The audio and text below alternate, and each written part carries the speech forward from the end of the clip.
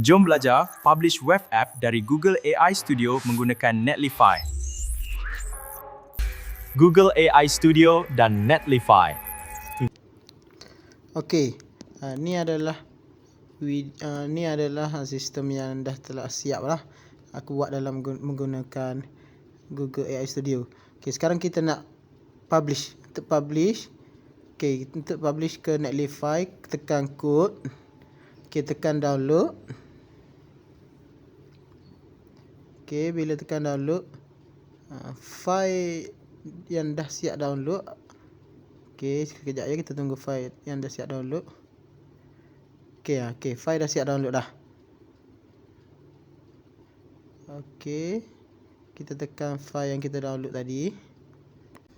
Okey, lepas download kita pergi Google, type je Netlify, app netlify.com/drop, tekan je atas ni.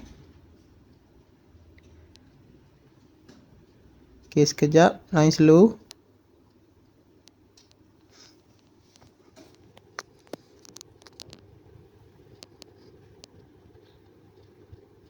Okey, bila keluar paparan macam ni, korang drag ataupun drop ataupun upload file yang telah kita download tadi. Mungkin tak nampak yang saya letak sini sebab skrin tak record.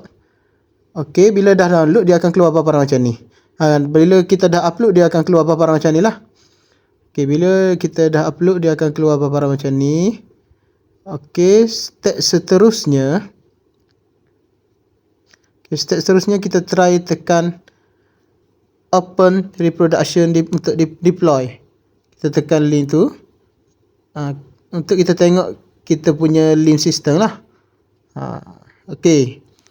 Ni dia akan keluar sistem kita. Okey, tapi sekarang kita nak tukar nama link tu kepada yang ikut yang kita nak lah. Pergi project configuration. Tengok nama sekarang tu adalah apa? Server EFF2 Netlify. Okey, kita nak ikut yang cita rasa kita lah. Okey, ni yang link asal lah. Jadi kita nak tukar ikut kehendak kita tekan change project name. Dekat sini kita tukar lah. Kita tukar, korang boleh tukar sendiri ikut apa yang korang nak nampak link tu macam mana lah. Saya tulis laporan minit curai. Okey, tekan save. Okey, sekarang bila kita dah tekan save, korang boleh tengok link dah berubah lah, nama ikut yang kita tulis tadi lah. Kita tekan link.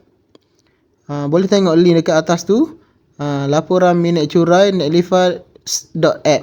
Maksudnya link ikut yang kita hendak lah, kita tulis lah kita nak macam mana. Okey, kita try test dulu. Okey, jawatan SU Pendidikan Islam. Contoh, kita masukkan tarikh, tempat, nama mesyuarat, penganjur. Okey, isi penting laporan, cadangan dan tindakan. Kita upload gambar.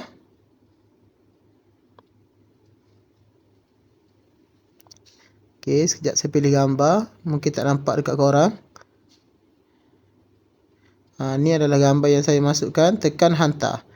Okey, hantar laporan ni PDF, terus hantar ke dalam Google Drive lah. Dan kita boleh download PDF lah. Okey, tengok PDF dah siap download.